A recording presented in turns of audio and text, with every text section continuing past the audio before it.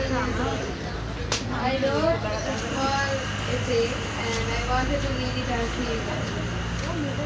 I felt afraid when we got the news that the government was attacking innocent people who just wanted their rights back. What was happening to our country? We had run out of money and food.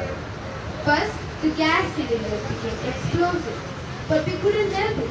We needed food, so we willingly brought them anyway. Children, mothers, and fathers were killed, but no one cared. After all, this was just a tiny issue.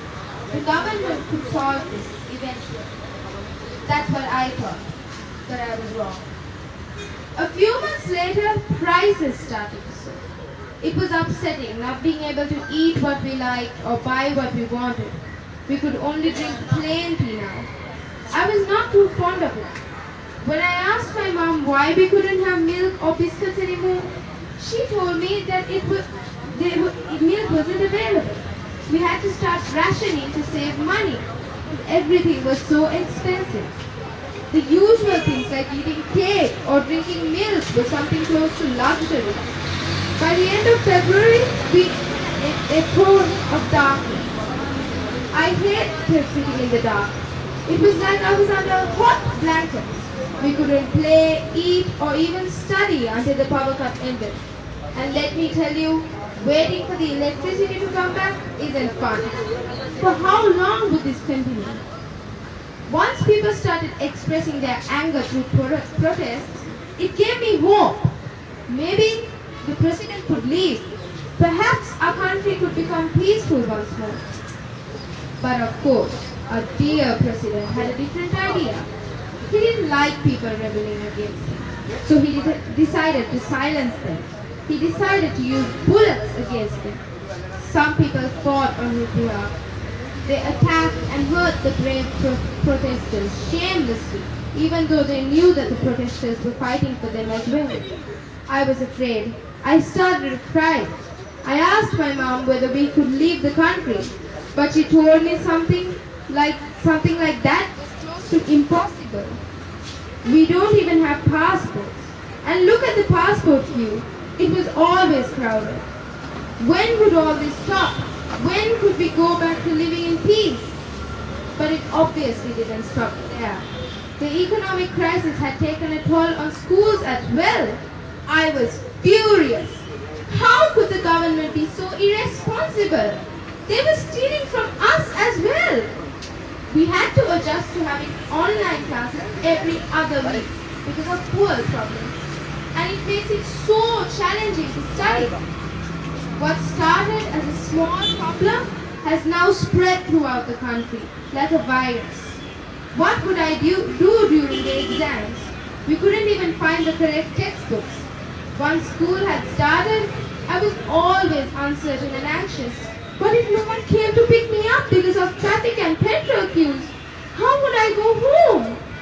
To top it off, the country is run out of medicine.